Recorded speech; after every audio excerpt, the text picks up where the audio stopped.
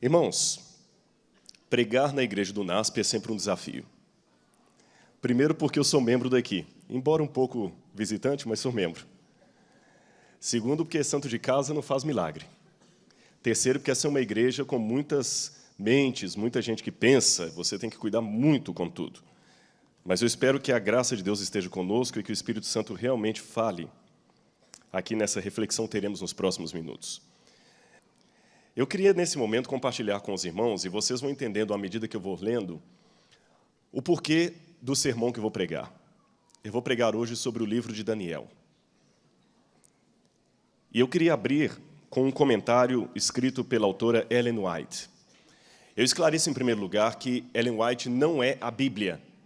O meu sermão será baseado na Bíblia. O que eu vou ler aqui é apenas uma introdução de um sermão. Se você quiser colocar como um quebra-gelo, pode. Uma introdução. Em segundo lugar, porque, ainda que eu esteja pregando para alguém que não concorda que Ellen White seja uma profetisa inspirada por Deus, é possível que haja pessoas que não concordem com isso, deixe-me pedir licença para lê-la pelo menos como uma mulher que escreveu de teologia no mais profundo senso da palavra.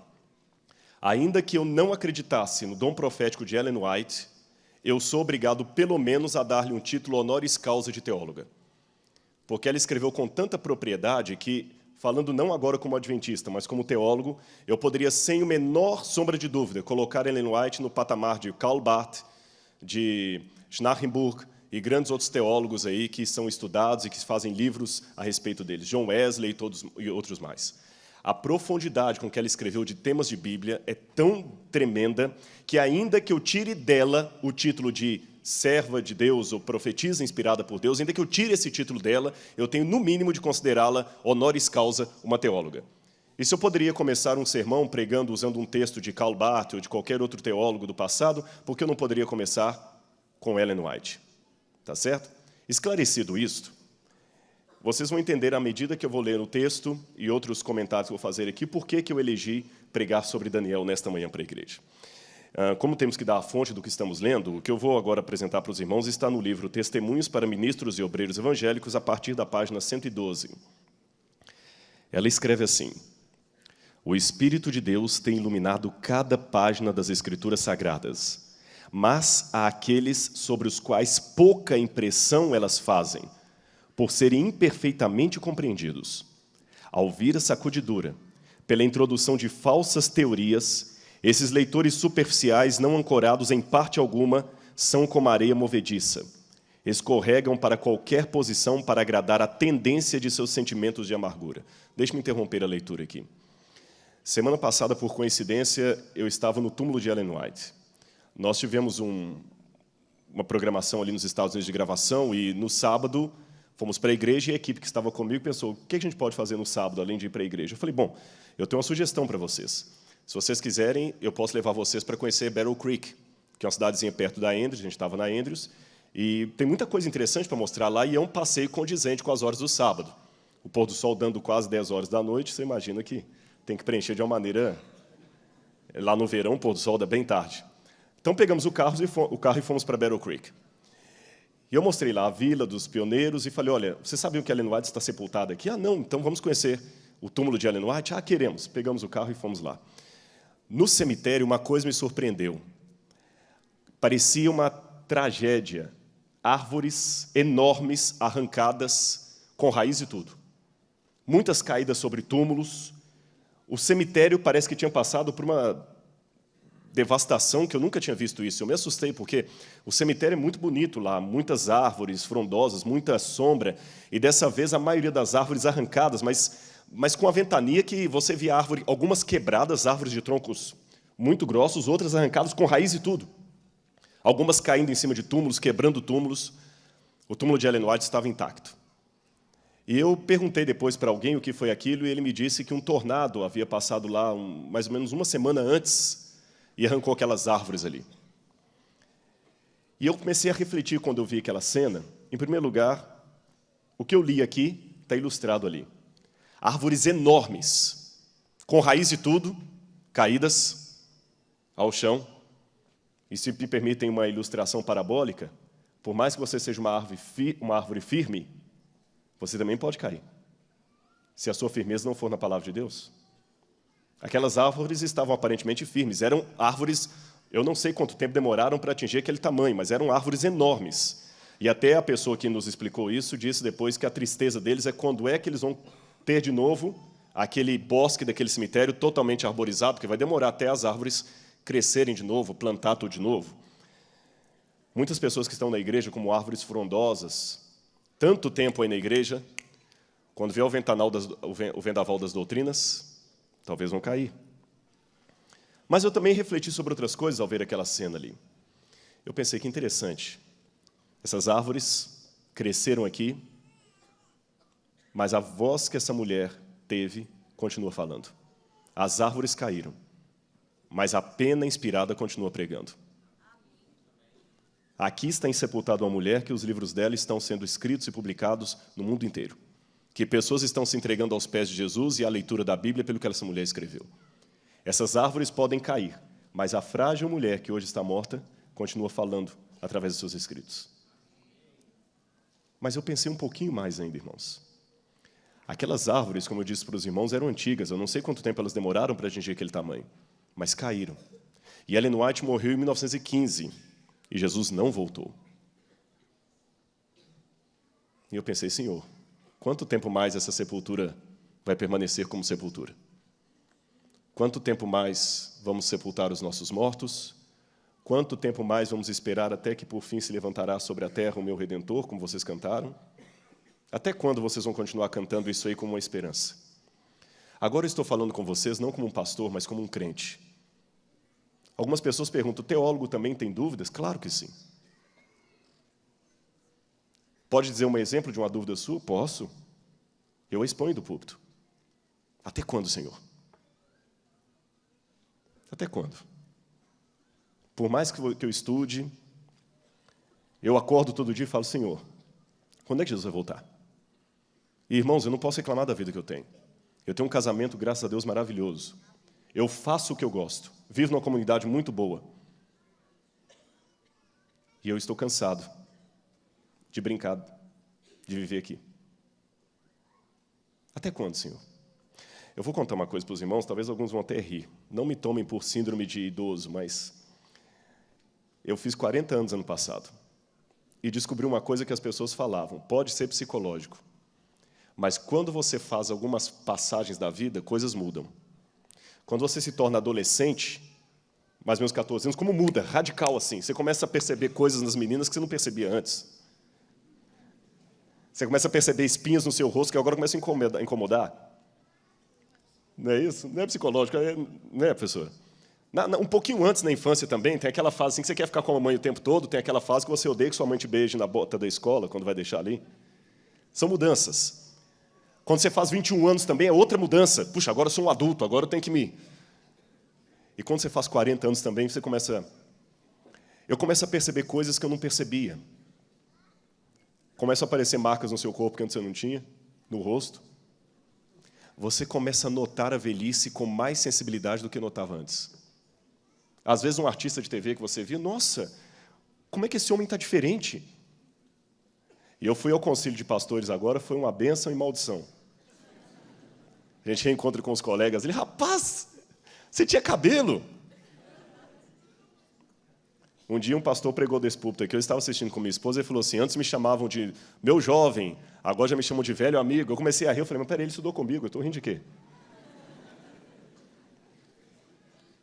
E nesses pensamentos, irmãos, eu também penso assim, quando eu me formei em teologia, eu pensava assim, Jesus volta antes.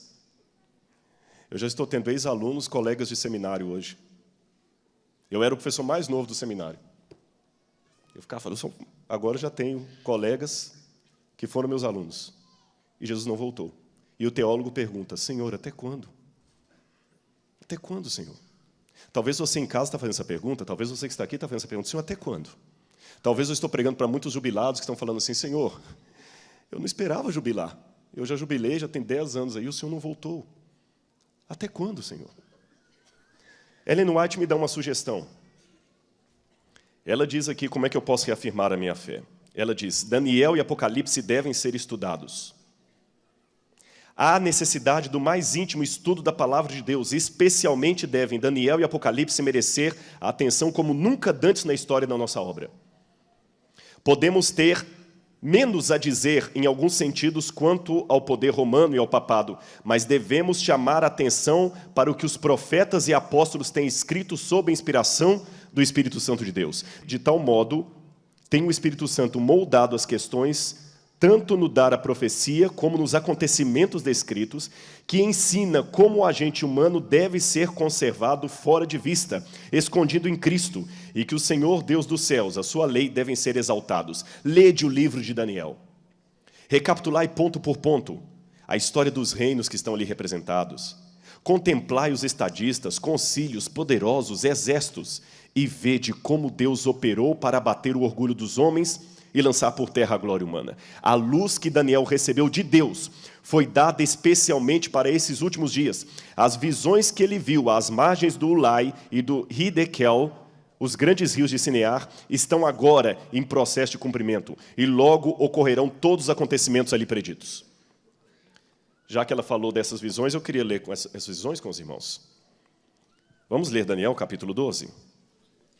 Abra sua Bíblia comigo. E hoje eu aproveito para estrear no púlpito a Bíblia que eu ganhei lá no Conselho de Pastores. Todos nós ganhamos uma Bíblia. Eu estou estreando a minha aqui, viu? Bíblia nova é ruim, né? Porque está tudo novinho, as páginas não estão com marcas ainda. Eu vou ler com os irmãos, prestem atenção e vocês vão entender mais outra razão por que eu escolhi esse sermão para pregar. Daniel, capítulo 12, versículos 1 em diante. Assim diz na minha tradução: nesse tempo se levantará Miguel, o grande príncipe, o defensor dos filhos do povo, e por fim se levantará sobre a terra. Vocês cantaram. E haverá tempo de angústia, o qual nunca houve. Esse tempo de angústia, o qual nunca houve, desde que houve nação até aquele tempo. Mas naquele tempo será salvo o teu povo e todo aquele que for achado inscrito no livro. Fique sua Bíblia aberta. Aqui nós sabemos que é justamente quando Jesus termina a sua obra no santuário celestial, se levantará Miguel, e ele então prepara a sua comitiva para descer à terra. Nesse ínterim, entre a saída de Cristo do santuário celestial e o retorno de fato aqui na terra, nesse ínterim, haverá um tempo de angústia. E Ellen White diz num outro texto do Grande Conflito que se há algo que possamos exagerar, isto não é o tempo de angústia. Ela fala que tudo que vamos descrever podemos cair no exagero. Ela falou, porém não tem como exagerar a angústia que aguarda o povo de Deus. Muitos dos que dormem no pó da terra ressuscitarão. Uns para a vida eterna, outros para vergonha e horror eterno. Aqui ainda não é a ressurreição última, é a ressurreição especial. Aqueles que crucificaram a Jesus vão ressuscitar para ver o Senhor voltando nas nuvens, e alguns dos que morreram, ou todos, que morreram firmes na mensagem do terceiro anjo, também ressuscitarão primeiro. Note que a Bíblia fala, muitos dos que estão no pó da terra, não fala todos, então não se trata daquela ressurreição geral. E diz que alguns ressuscitarão para a glória, outros para o vexame. Então aqui nós temos a profecia dos soldados romanos e de muitos que morreram na mensagem do terceiro anjo. Os que forem sábios, pois, resplandecerão com o fulgor do firmamento, e os que a muitos conduzirem à justiça como as estrelas sempre e eternamente. Tu, porém, Daniel, encerra as palavras, sela o livro. Até quando? Até o tempo do fim. Muitos o esquadrinharão, e o saber se multiplicará. Então eu, Daniel, olhei, e estavam em pé outros dois, um de cada lado do rio, que Ellen White mencionou, o rio Ulai, e outro do outro lado.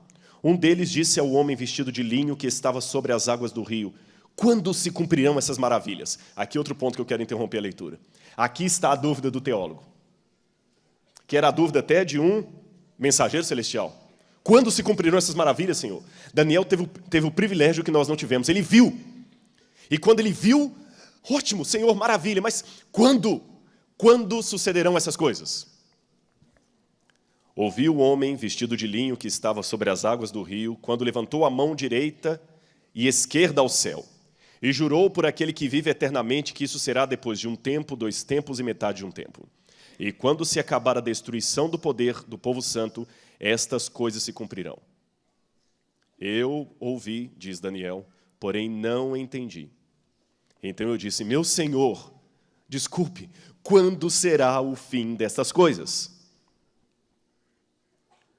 E Deus não respondeu quando será, ele só disse, vai, Daniel, segue o teu caminho, porque essas palavras estão encerradas e seladas até o tempo do fim.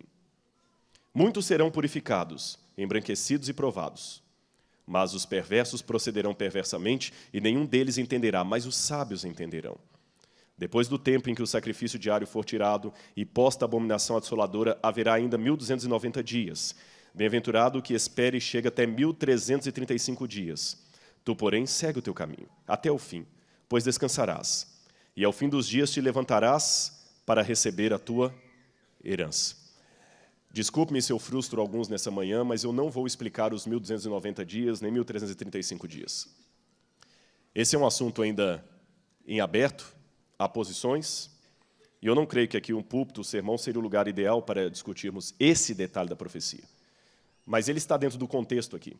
Eu quero pregar nesta manhã, o meu objetivo é sobre o livro de Daniel, é um sermão temático.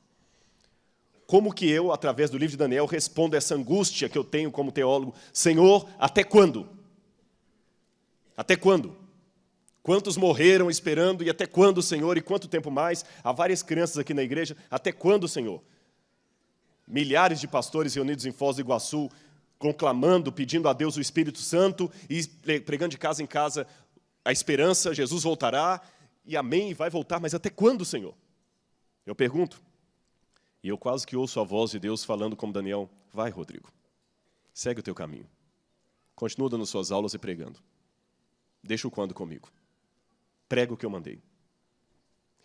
Eu sei que há alunos de história aqui, deixe-me contar para vocês uma coisa que talvez vocês já ouviram de algum professor. Existe um ramo da história que me fascina, chama-se psicobiografia. É uma mistura de história com psicologia.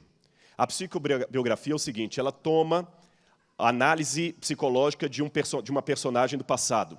Eles pegam tudo o que se pode saber daquela personagem e tentam, a partir da história daquela personagem, descobrir, talvez, alguma questão emocional dela.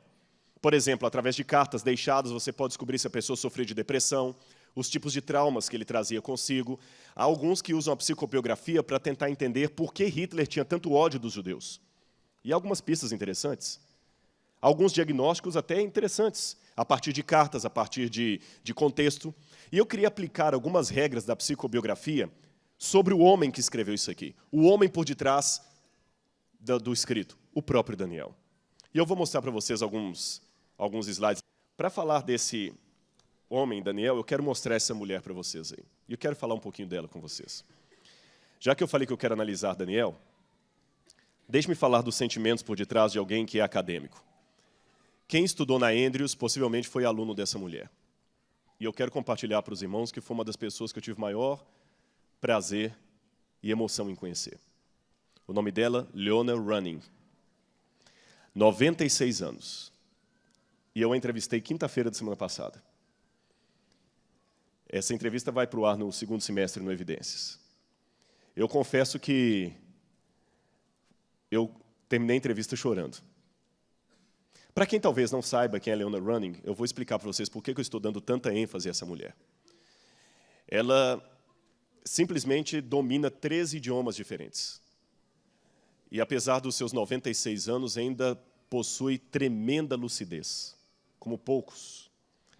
Entre os idiomas de sua carreira acadêmica, ela conseguia, não sei hoje a tal fluência disso, mas até um tempo atrás, ela lê com fluência egípcio, ugarítico, hitita, latim, sumeriano, acadiano, grego, hebraico, francês, italiano, alemão e outras coisas mais. Ela foi professora da Andrews por muitos anos e ela foi professora em Takoma Park, uma das primeiras mulheres a lecionar no nosso seminário em Takoma Park. E ela... Por que eu digo que ela ainda está muito lúcida? Há 5 anos atrás, tem um amigo meu lá na Andrews, Bob Bates, ele fez uma tese de PhD, e a tese dele foi um dicionário de egípcio. E ela foi a orientadora dele. E essa mulher foi secretária de Albright. Agora eu vou falar da área da arqueologia. Albright está para a arqueologia como Freud está para a psicanálise, o pai da arqueologia moderna. E eu entrevistei essa mulher, e ela está com 96 anos, talvez a última entrevista da vida dela, muito frágil fisicamente, mas lúcida. E ela começou a contar a história dela, e uma das grandes angústias que ela teve é porque, com 1 ano e meio de casado, seu esposo morreu. E ela resolveu, então, dedicar a vida aos estudos para tentar suplantar a dor da perda do marido. E, no final da entrevista, eu perguntei para ela, mas e sobre o seu marido? E a volta de Jesus? E ela começou a chorar. 70 anos que ele morreu. E ela chorava como se ele tivesse morrido semana passada. E ela falou assim, isso é muito difícil. Todos os dias eu pergunto ao meu Senhor, quando é que o Senhor vai voltar? Quando, Senhor? Quando? E ela demonstrou uma... Eu estou adiantando a entrevista para vocês, mas não importa. Ela falou assim, eu tenho medo, porque quando ele ressuscitar, ele vai ressuscitar com 30 e poucos anos que ele morreu, ele vai me ver com 90. Eu sei que depois, assim, depois que desligou a câmera, eu até falei assim, olha, mas você sabe que vocês vão mudar o corpo. Também o câmera que estava conosco falou, mas a gente vai transformar. Ela falou, eu sei disso, eu não esqueci a doutrina. Mas e se demorar um pouquinho, eu não queria que ele me visse assim. Agora imagina aquela senhora.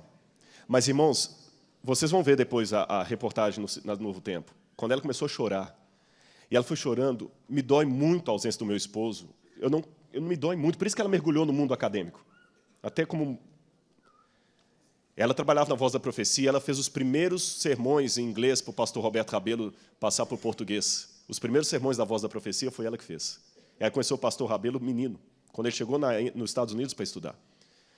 Aí eu falei, tá, mas e a volta de Jesus? A senhora está desanimada? Ela falou assim, não, de maneira nenhuma, ele vai voltar. Irmãos, veio uma velhinha de 96 anos, trêmula, que para andar do carro até o museu onde eu fiz a entrevista, ela tinha dificuldades, e falando assim, ele vai voltar. E ela olhou para a câmera e falou, ele vai voltar e eu vou ver o meu esposo. Amém? Amém.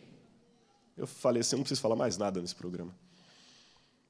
E de novo eu fiz a pergunta para mim mesmo, Senhor, até quando? Será que eu vou chegar a 96 anos, Senhor? Eu falei que ia falar de Daniel e interrompi para mencionar a Helena Running. Como é que estava a situação psicológica de Daniel quando ele escreveu isso aqui? Daniel também não entendeu. Até quando, Senhor? De novo, eu vou pedir licença a vocês para contextualizar o livro de Daniel um pouquinho mais, já que eu quero estudar o aspecto psicológico dele. Vocês sabem que o livro de Daniel está intimamente ligado até com o cumprimento da profecia. A Bíblia fala que o livro de Daniel estaria encerrado e selado até o tempo do fim. Segundo o estudo adventista, o tempo do fim começou em 1798. Curiosamente, até 1798, o livro de Daniel era um livro difícil de ser estudado.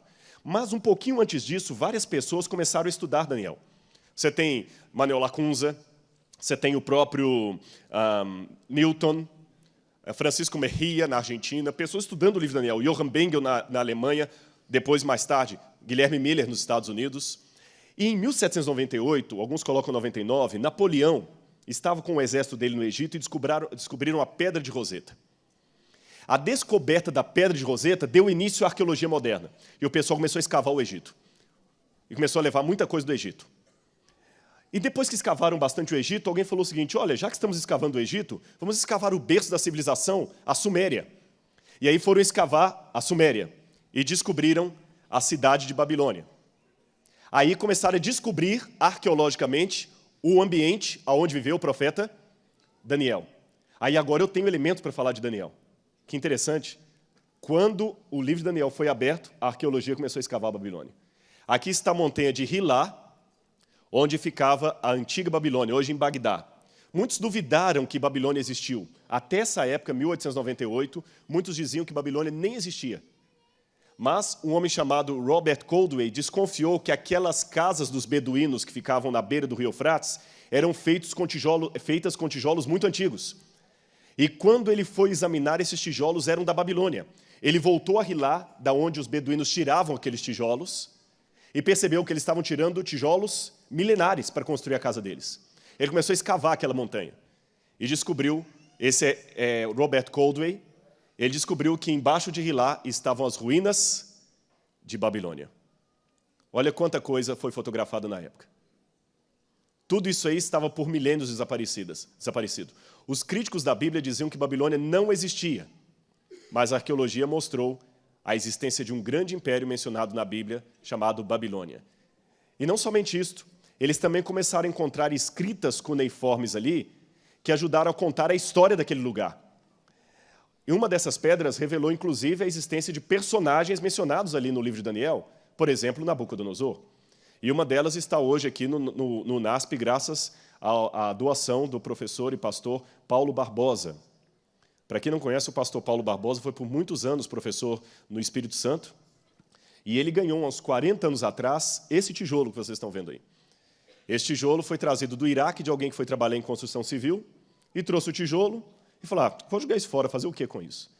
Aí alguém sugeriu, não joga fora não, doe para o pastor Barbosa, ele dá aula de religião, ele pode usar isso aí nas escolas, né? Uma pedra que veio da Babilônia, um tijolo. E ele usou. E um dia o pastor Barbosa veio visitar o museu que a gente tem aqui no NASP e contou dessa pedra. E falou, eu vou doar para vocês a pedra. E quando eu fui conhecer, eu fui à casa dele ver, eu falei, pastor, isso aqui é acadiano. Isso aqui é escrita cuneiforme. E, irmãos, o pastor Osés também reconheceu, ele também estudou isso aí. Nós podemos fazer uma tradução e ali tem o nome de Nabucodonosor. Logo no início tem um asterisco, que se lê Dinger. Você tem Nabucoduri-Uzur, Nabucodonosor, Lugal, rei de Babilônia e provedor dos templos de Esagla e Esda. E embaixo aparece o nome do pai dele, filho primogênito de Nabopolassar. Está no nosso museu do NASP aqui. Mas essa não foi a única. Várias peças foram encontradas provando a existência não apenas de Babilônia, mas também de Nabucodonosor. A arqueologia também provou a existência de Joaquim, rei de Judá, ali entre os cativos em Babilônia. Também provou até os amigos de Daniel. Ali eu estou apontando um dos cilindros que diz que Nabucodonosor, com medo de uma represália, de uma traição, ele nomeou apenas 50 pessoas para trabalhar em seu séquito real. E ele nomeia os 50. Ele coloca lá, como ministro Nabuzeridinimã, como o outro lá, Nabuzeribine. Aí vem um nome, o outro aí fala assim, Hanani Shanu, que parece Ananias. Mushalim Marduk, que parece Mesaque. Ardinabu, Abdinego. Os 3 nomes dos companheiros de Daniel mencionados ali, o de Daniel não está. Parece com o capítulo 3 de Daniel, que justamente menciona a questão da fornalha ardente. Também menciona, num dos tabletes encontrados ali, que Babilônia foi tomada sem derramamento de sangue.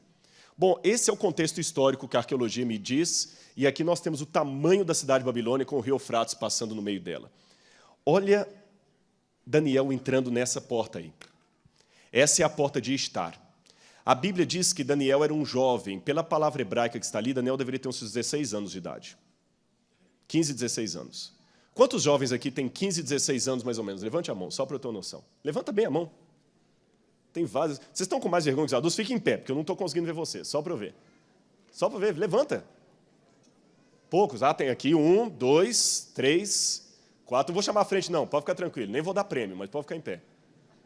Então, presta atenção em mim, vocês que levantaram. Daniel tinha a idade de vocês quando foi para a Babilônia. Imagina Daniel sendo em Jerusalém, passando por essa porta. E essa porta foi reconstruída, sabia? Ela foi encontrada e reconstruída, hoje está no Museu de Berlim. E um detalhe curioso, esses tijolos nunca foram retocados.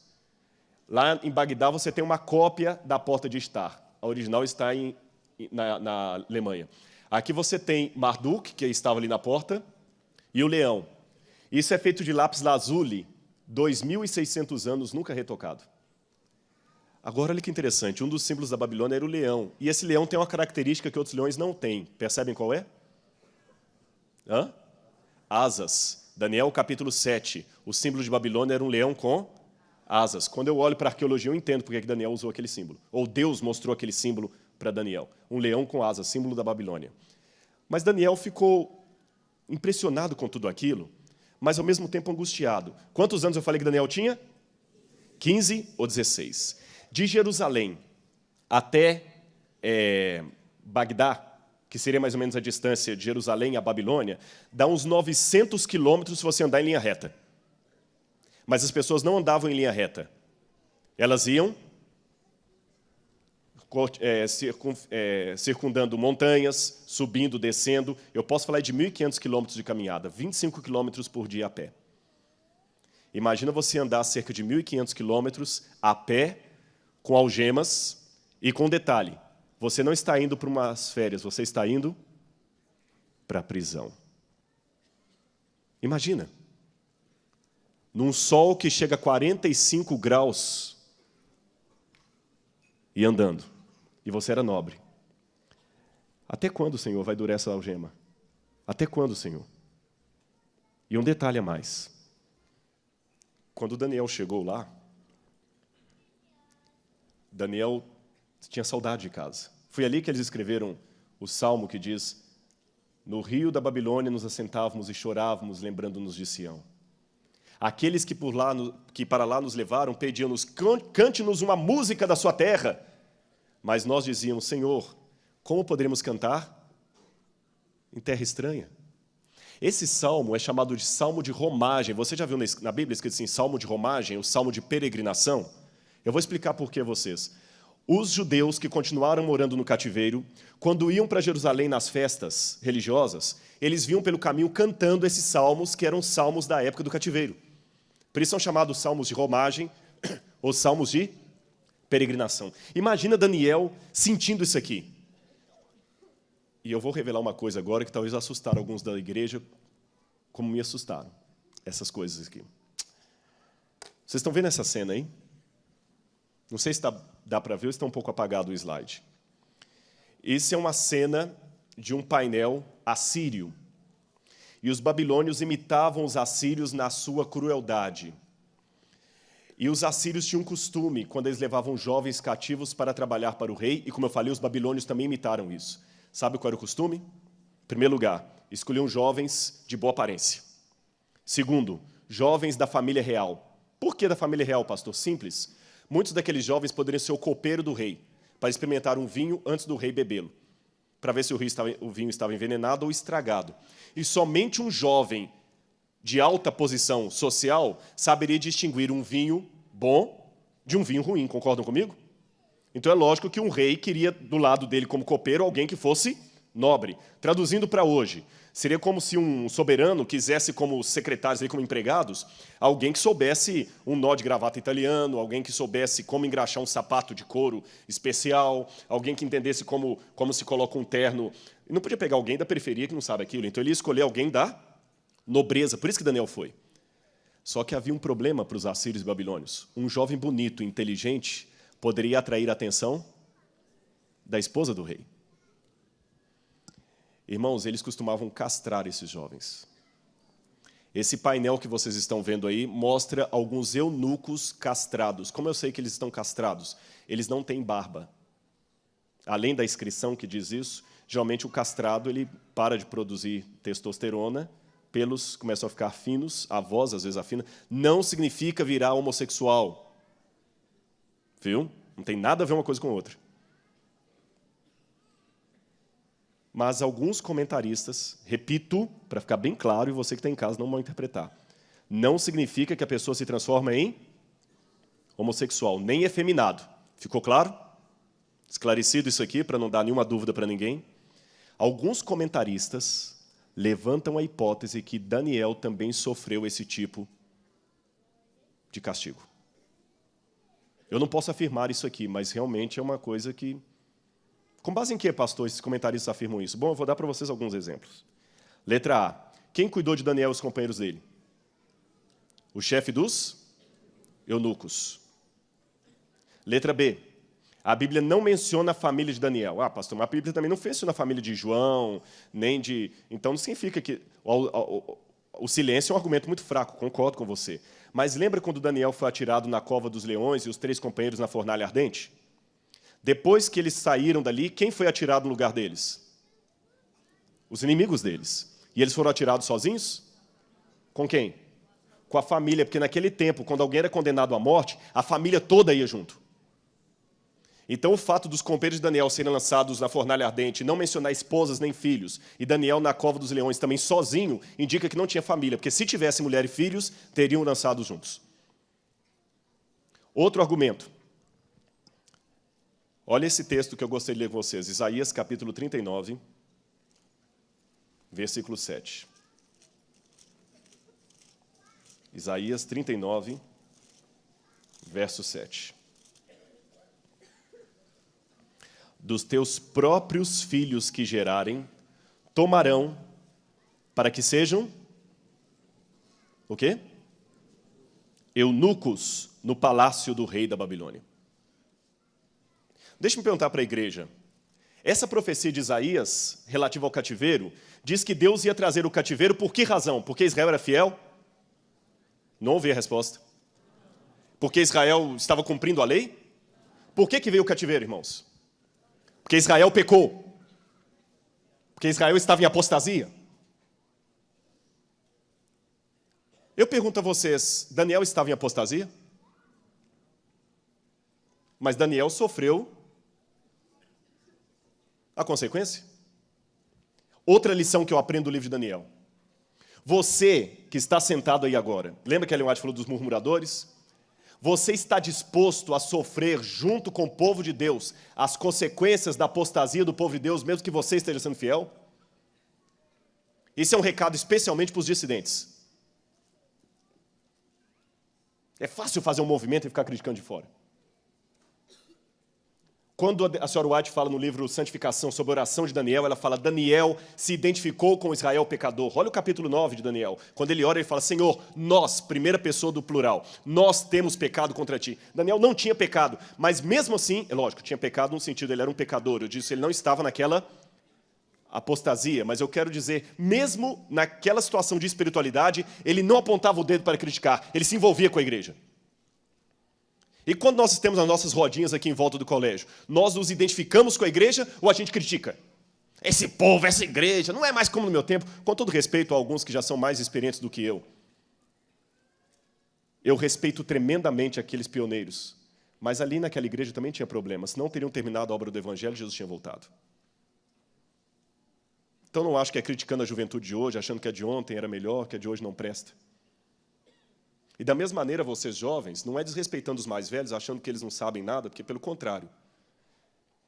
Eu sou um pastor que eu gosto de responder perguntas, mas fazer perguntas também. Por que hoje brinca tanto? Por que hoje ficou tão normal passar a noite na balada e no outro dia cantar na igreja? Vocês têm amigos que fazem isso? Por quê? Agora é o pastor que está perguntando. Por quê? Viu? O pastor também pergunta. Por quê? Ficar brincando. Aquele namoro lá, por quê?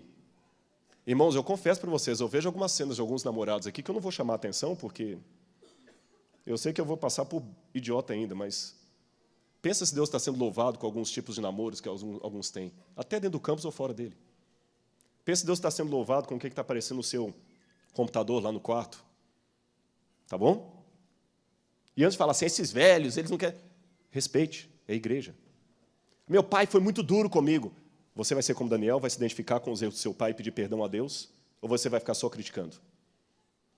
Irmãos, vamos nos identificar com a igreja. Senhor, a igreja é tua e é nossa. Eu amo essa igreja. Se ela está em pecado, Pai, eu estou sofrendo com ela.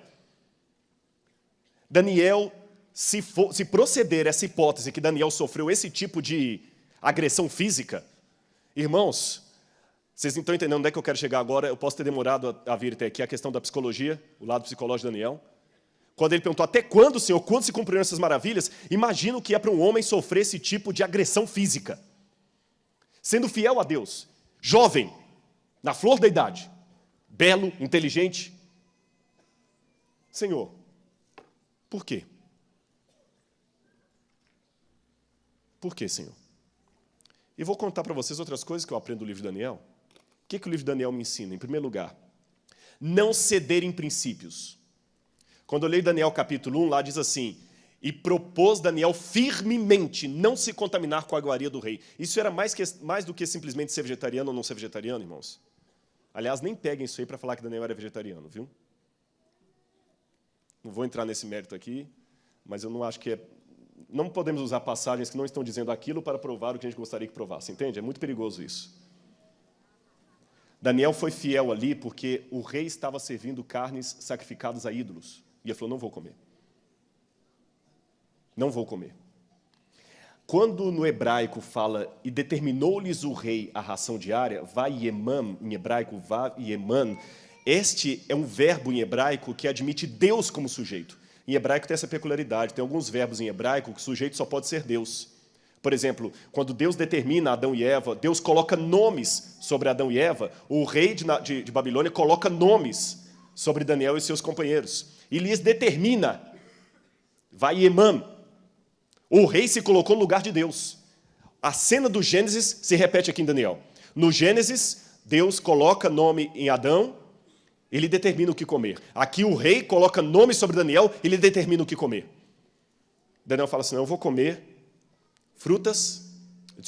legumes e beber água. Experimenta-nos.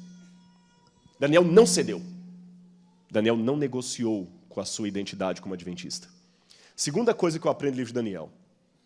Ele não questionava a soberania de Deus, nem ele nem os seus companheiros. Lembra na fornalha ardente que os companheiros falaram para o rei? Nosso Deus pode nos livrar, mas saiba, ó rei, ainda que ele não nos livre, ele é Deus. Eu vou falar uma coisa com você e nunca mais esqueça o que eu vou dizer. Em nome de Jesus, preste atenção nisso. Você tem que orar com fé e fidelidade. Fé é orar com a certeza que Deus pode atender, porque Ele pode fazer todas as coisas. E fidelidade é continuar agarrado com Ele, mesmo que Ele resolver não atender. Ore com fé, mas não esqueça que Deus é Deus. Deixa Deus ser Deus. Eu vou orar por cura, eu vou orar por libertação, mas Deus é Deus. Daniel orou e foi para a Babilônia. E ainda que você não aceite a tese da castração lá, da agressão, só o fato de estar longe de casa, nunca mais voltando para ver a família, nem os pais, nem os irmãos, nem ninguém. Então você também, jovem, eu quero dar recados para todos, que se sente revoltado, porque você não queria estar aqui no internato, seu pai obrigou. Sua situação não está pior do que a de Daniel de jeito nenhum. Você está aqui porque alguém quis o seu melhor. Pode, às vezes, você não gostar da comida, pode não gostar do dormitório, pode não gostar do culto de tal hora, pode não gostar de ter vindo para a igreja de sábado, mas saiba que a sua situação ainda é muito melhor do que a de Daniel. Muito melhor. Um dia você vai crescer e vai perceber como foi bom o tempo de internato, que hoje talvez você não está entendendo. Mas não revolte, não. Mas falharam comigo, pastor, é que você não sabe, eu entendo. Eu sei o que você está dizendo. Muita gente falhou comigo também. Mas eu não vou usar isso como motivo para questionar a soberania de Deus. Deus é Deus. Terceira coisa que eu aprendo. Daniel não cedeu nos seus princípios, mas Daniel não foi bairrista. Se você olhar, irmãos, o livro de Daniel é o livro que mais enaltece heróis de fora. Pode olhar, o livro de Daniel não traz um herói de dentro de Israel. Todos os heróis do livro de Daniel, com exceção dele e dos seus companheiros, são pessoas de fora. Quem ajuda Daniel? O chefe dos eunucos, não era judeu. O chefe da guarda, Arioque, não era judeu. Nabucodonosor, que depois se converte, não era judeu. Rei da Pérsia, que estava a favor de Daniel, qual é o nome dele? Dario, não era judeu. O rei que estavam esperando, Ciro, não era judeu. Olha como o livro de Daniel coloca, de toda a Bíblia, é o livro que mais coloca como destaque pessoas boas lá de fora. Em outras palavras, se eu posso parafrasear os ufólogos que dizem assim, há vida em outros planetas, eu diria à igreja, há vida espiritual em outras igrejas. Há vida espiritual no mundo. Há cristãos em Babilônia. Sai dela, povo meu, é povo de Deus. Então não podemos ser bairristas. Tem muita gente que ainda tem a mentalidade assim, povo do mundo. Se for o pastor Bulhão pregando, foi usado por Deus. Se foi um outro pastor, não pode ter sido usado por Deus, pastor, de jeito nenhum. Vocês sabiam que Ellen White, quando o segundo filho dela casou, quem fez o casamento foi um pastor batista? Briguem com ela, não tem nada a ver com isso. E a entrevistadora perguntou para a ex-nora da irmã White, que já morreu, a senhora Burroughs, por que foi um pastor batista que fez o casamento, não tinha nenhum pastor adventista ordenado? Falou assim, não tinha, mas é porque o pastor batista era amigo da irmã White. Agora muita gente vai parar de crer nela por causa disso. Mas pastor, e o sábado? A Ellen White falou que o sábado ainda não é o sinal de Deus para definir, o domingo ainda não é o selo da besta e não será enquanto o decreto não for colocado. E o sábado hoje é o sinal distintivo do povo de Deus? É. Mas não para longe de qualquer questionamento. Tem muita gente guardando o sábado hoje que, embora esteja no povo de Deus, não faz parte dele. Quando o decreto dominical for colocado, nós vamos diferenciar as pessoas por guarda de dia. Até lá, isso ainda é meio subjetivo. A igreja de Deus é a igreja adventista do sétimo dia, ponto. Não abro mão disso. Mas ela é maior do que a igreja adventista. Porque Deus tem a igreja visível da profecia e a igreja invisível. Daniel reconhecia que tinha pessoas sinceras lá fora. Vocês perceberam aqui a dinâmica? Daniel não cedeu. Não é questão agora de vou me tornar metaleiro para ganhar os metaleiros. Mas também não é questão de falar assim, é do mundo, não vou nem encostar em você. Nós temos que parar com isso. Olha, irmãos, eu vi uma cena uma vez aqui, triste. O dono de um restaurante aqui perto, uma vez, falou assim, olha, eu fiquei chateado com algumas pessoas que vieram aqui, e na hora da refeição lá, aprontou um escândalo no restaurante, porque supôs que a pessoa tinha usado a carne, a faca, para cortar a carne, a mesma faca do porco. Ele falou, não, eu conheço os adventistas, eu não faço um negócio desse aqui. Mas ele aprontou um escândalo e começou a gritar, nós somos especiais, vocês têm que entender que somos especiais. E esse dono do restaurante falou assim, se fossem tão especiais, você não estaria comendo aquela carne, porque eu conheço o que vocês pregam. Irmãos, eu estou falando de coisas que nós vivemos. Nós queremos ser tão diferentes e nos tornamos tão iguais. Nós rejeitamos o povo do mundo, mas aceitamos o mundo. Não é meio irônico isso? Eu tenho que rejeitar o mundo, não o povo do mundo. A gente não pode ter alergia às pessoas de fora. Eu tenho que reconhecer que Deus tem sinceros lá fora, pessoas maravilhosas. Irmãos, quanta gente maravilhosa me ajudou. Eu me lembro uma vez que quando eu estava estudando em São Paulo, eu ficava num seminário católico, eu dormia no seminário. E eu chegava todo domingo à noite e o padre já tinha comida preparada para mim lá no micro-ondas.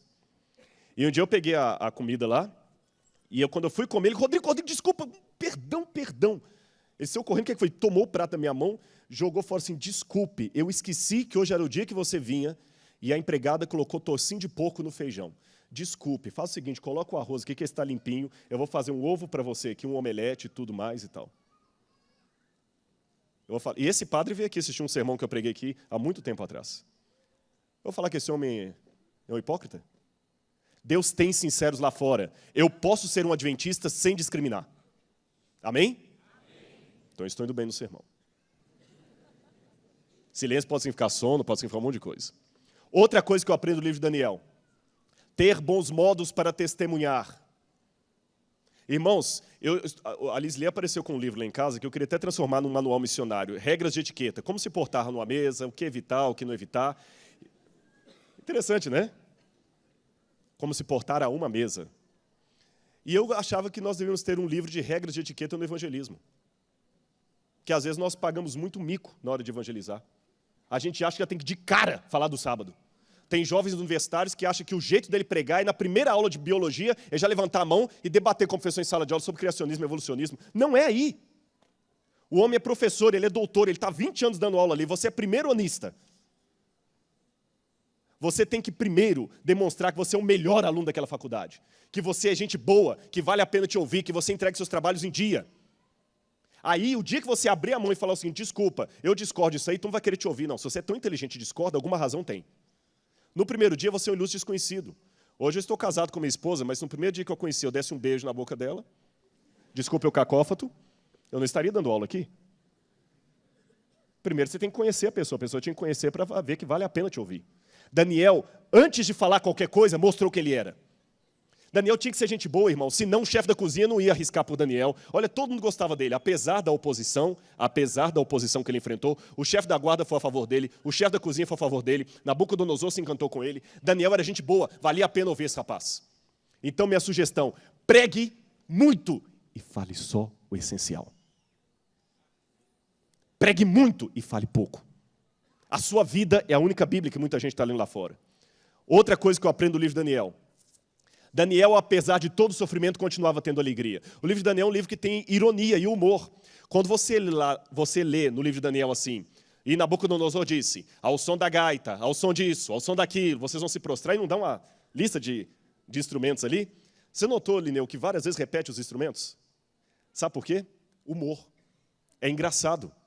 Em hebraico, a repetição constante de alguns elementos assim, ou o exagero é humor. Quando Jesus disse, é mais fácil passar um camelo no fundo de uma agulha que um rico entrar no céu, isso era humor. As pessoas riam. Daniel ali tinha um bom senso de humor. E o rei disse de novo, vamos lá, ao som disso, daquilo, prostrem. Olha, de novo, hein? Vou repetir, ao som disso, daquele, prostrem-se. É verdade que ao som disso, daquilo, vocês não se prostraram? Essa repetição constante é um jeito bem humorado de contar a história. E eu costumo dizer para meus alunos que se um homem não sabe rir de uma boa piada, desconfie da teologia dele. É doente. Agora, por outro lado, Daniel também não usava esse humor de maneira irresponsável. Ele não perdia o senso da solenidade, especialmente quando falava das coisas do céu. Em hebraico, irmãos, quando você fala em prosa, é para coisas comuns. Quando você fala em poesia, é para coisas solenes. É diferente do português, né? Toda vez que um profeta está falando, ele começa em prosa. No meio do texto, ele passa para poesia. Opa, aqui é uma coisa solene, é uma ênfase. Daniel, no capítulo 7, quando ele fala da terra, ele fala em prosa. Quando ele fala do céu, ele fala em poesia.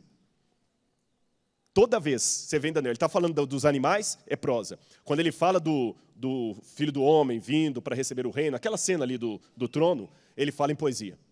Ele sabe diferenciar as coisas de Deus das coisas do mundo. Ele não brinca. Pessoal, presta atenção nisso, que isso é muito sério, principalmente vocês que cantam. Ele não brinca com coisas de Deus. Outro detalhe que eu aprendo no livro de Daniel. Ele tinha noção de onde ele era, de quem ele era. Mais um detalhe. Daniel também eu aprendo que o reino não virá pelo meu esforço, mas por ação divina. Lembra que a pedra foi cortada sem auxílio de mãos. O reino vai vir, mas não é por Rodrigo Silva. O reino vai vir quase a despeito de Rodrigo Silva. Deus em si mesmo se basta, mas Ele resolveu contar comigo. Então, esse é um privilégio que eu peço a Deus para não permitir que eu frustre. Outro detalhe, o reino de Deus pode demorar. Daniel, vai, porque essas profecias se referem a dias ainda muito distantes. Outro detalhe, esperar pelo reino no cativeiro é diferente de esperar em casa. Essa expressão em hebraico que está ali, Leshanah Rabaa Beyerushalayim, traduzindo significa ano que vem Jerusalém. Os judeus, quando moram na diáspora, fora de Israel, eles têm um costume, especialmente na Páscoa, no Pessah, no Yom Kippur, que é o dia da expiação, eles falam assim, ano que vem Jerusalém, quer dizer, nós vamos para lá. Dizem alguns que essa tradição começou no cativeiro, quando os judeus tinham a esperança de no ano que vem o cativeiro acabar. E passava o ano e não acabava, mas todo ano eles falavam assim, não tem problema, um dia vai acabar, ano que vem Jerusalém. Leshanah Rabaa Beyerushalayim. Ano que vem, Jerusalém. Lá em casa, quando eu faço pôr do sol com a minha esposa, a gente sempre se cumprimenta assim, ano que vem, Jerusalém. Não sei se vai ser em 2012, mas um ano que vem vai ter. E a esperança fica. Eu quero terminar esse sermão contando duas coisas para os irmãos.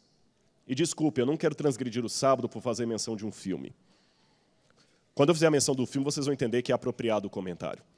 Quando eu voltei, a minha esposa comentou de um filme que ela assistiu. E uma das coisas que eu gosto muito do meu casamento é que eu converso muito com minha esposa. Ela é minha amiga. Isso é bom. Não estou falando isso para ser politicamente correto, não, irmãos. É porque numa época em que o casamento é tão questionado. E ela me contou desse filme que ela assistiu. Passou na TV esses dias que eu estava fora aí. E ela, quando contou o filme, ela começou a emocionar, chorando, que ela disse que chorou quando assistiu o filme. E quando ela contou, ela começou a chorar e eu quase chorei também. Fiquem tranquilos, vocês não vão chorar. Ela disse que lembrou de mim, porque eu gosto de cachorro, viu? Não interpretem mal. É um filme sobre um cachorro japonês, e esse cachorro, diz que passou agora na televisão esse filme. Muitos assistiram, né? Mas a Globo está com um ibope bom aqui, viu? Eu espero que é Novo Tempo também. Eu sei que o cachorro, ele ficava, o dono, ele teve um carinho muito grande com esse dono, e esse cachorro teve uma história tão especial que eu vou contar partes que o filme não mostrou. O Hakito, que é o nome desse cachorro, aqui está uma estátua dele que foi erguida lá em Tóquio. Puxa vida, por que um cachorro mereceria uma estátua? A fidelidade dele ao dono. O dono criou, e a Lisley diz que foi mostrando o carinho do dono com o cachorro, e o cachorro foi crescendo, ele pegou o cachorro, e o dono ia trabalhar, o dono era professor, ele ia para a estação, o cachorro ia com ele. Quando ele entrava no trem, o cachorro voltava para casa. Quando era a hora do trem chegar, o cachorro ia para a estação e ficava esperando o dono. Até que um dia, o cachorro não queria que o dono embarcasse no trem de jeito nenhum. Parecia que o cachorro estava entendendo alguma coisa. Esse aqui é a foto original do cachorro. Tirada em 1929, em preto e branco. E do outro lado, o cachorro verdadeiro, que foi empalhado e está no museu lá em Tóquio. O cachorro do filme foi empalhado. Sabe por quê? Nesse dia que ele não queria que o dono embarcasse, por alguma razão, o dono foi e teve um infarto enquanto dava aula. E não voltou. E por anos e anos esse cachorro continuava indo para a estação todos os dias, na hora que o trem chegava, esperar o seu dono chegar. E ele começou a morar na estação. Ele dormia debaixo dos trilhos e na hora que o trem chegava, ele chegava e sentava lá, esperando o dono que nunca mais ia voltar. E a Lisle diz que a cena mais triste do filme é que você vai vendo o cachorro envelhecendo. E o dono não volta. Quando ela contou isso, coincidiu com o que eu estava pensando em pregar para vocês. Um cachorro não tem o raciocínio de um ser humano. Eu sei que o cachorro pode ser um bicho inteligente, mas ele não tem o raciocínio de um ser humano. Mas se um cachorro consegue ter tanta fidelidade em ficar esperando um dono, por que eu não vou continuar esperando o meu Senhor? Até quando, Senhor? Não sei. Mas eu sei de uma coisa, irmãos, Daniel não era um mero historiador. Ele verificava o pulso da história e sabia interpretar os tempos. E eu aprendo mais uma coisa do livro de Daniel. Eu comecei esse sermão perguntando até quando. Passei pela história de Leona Running, que também perguntou até quando. Mostrei Daniel perguntando até quando. Mostrei que Daniel tinha todos os motivos humanos para questionar a Deus. Mas ele continuou esperando. E a última coisa, presta atenção no que eu vou dizer agora. Existe uma diferença entre esperar no cativeiro e esperar em casa. Daniel sabia o tema do grande conflito. E a dinâmica do grande conflito é que se nós sofremos demais, nós não suportamos, mas se sofremos de menos, não sabemos qual mal é o mal e não desejamos nos livrar dele. E como o mal imita o bem? No livro de Daniel você tem a pedra que sai do céu, que a montanha é um símbolo do céu, ela é arrancada de uma montanha, é o símbolo do céu. E essa pedra que sai do céu atinge a terra e cresce e enche a terra. E o pequeno chifre é um chifre que sai da terra e atinge o céu, imitando o poder de Deus. Ele sabia o que era o grande conflito. Esperar a Deus no cativeiro é diferente de esperar em casa. Você está sabendo esperar a volta de Jesus? Deixa eu contar uma última ilustração para você pensar no resto desse sábado. Uma vez eu li uma coisa de Paulo Freire, um verso que eu nunca tinha lido, um verbo. Ele falou do verbo esperançar. A palavra esperança pode vir de esperar e de esperançar. Eu contei isso numa vigília aqui, gostaria de pedir licença para contar isso de novo à igreja. Uma vez eu passei 50 dias longe da minha esposa. Ela estava na África do Sul e estava em Israel.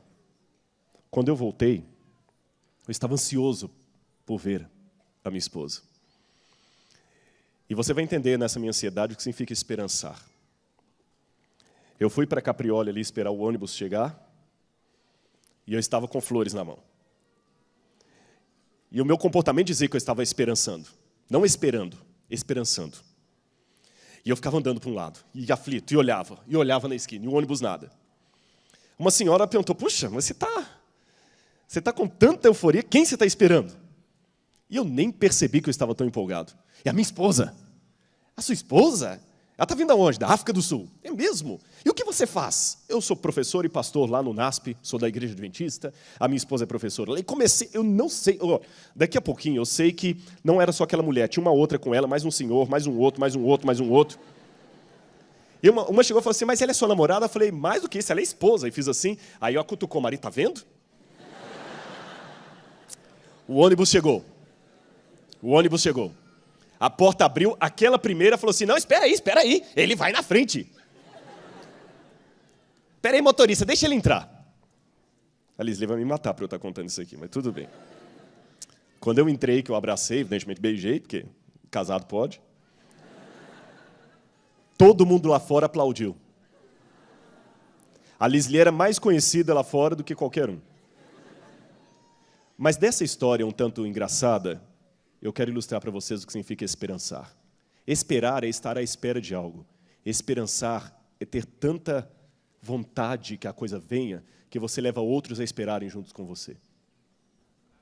Era espalhar a esperança. E, irmãos, eu vou continuar esperando o meu Senhor. A minha dúvida teológica ainda não sanou. Até quando, Senhor? Quando Jesus voltará? Não sei. Desculpem, meus alunos, o professor de vocês não sabe e nunca vai poder responder. Quantos anos, pastor, você acha? Mais 10 anos, 5? Não sei. Eu sei que ele em breve voltará. Quando será esse breve, eu não sei. Eu sei o seguinte, pela minha força, mas pela graça, não pela minha força, mas pela graça de Deus, eu vou continuar esperando. E eu conclamo você, a partir dessa introdução, desse panorama do livro de Daniel também, a esperar. Lembrando que estamos num cativeiro, na Babilônia, esperar. O meu Senhor voltará e eu vou ficar esperando. Se um cachorro, que é um ser que não tem a inteligência do ser humano, pode ficar esperando o seu dono, porque eu não posso esperar o meu Senhor?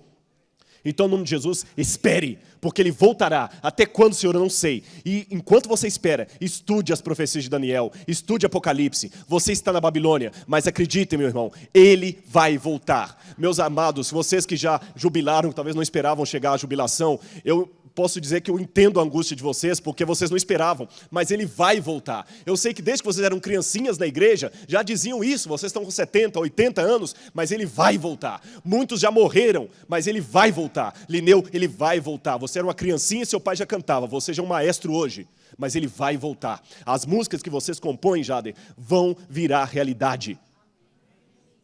E em nome de Jesus eu quero continuar esperando. Vamos orar agora. Amado Pai, em nome de Jesus eu entrego esta igreja no Teu altar. Ouça a nossa voz agora, Senhor, do santuário celestial. Ouça, amado Pai, o nosso clamor. Como Daniel, Senhor, muitas vezes perguntamos, até quando, Senhor? Quando nós veremos essas maravilhas? Quando, Senhor, o pequeno chifre será definitivamente derrotado? Quando, Senhor, a pedra arrancada sem auxílio de mãos baterá no fim da estátua, consumindo-a e ao mesmo tempo enchendo toda a terra? Quando, Senhor, virá o Teu reino? Senhor, estamos presos na Babilônia deste mundo, agredidos, humilhados, muitas vezes punidos por pecados pessoais ou por pecados coletivos. Mas como Daniel, Senhor, queremos ser fiéis a Ti. Perdoa, Senhor, os pecados que temos cometido. Eu espero, Senhor, que eu tenha colocado para essa igreja aquilo que o Senhor desejou que eles ouvissem.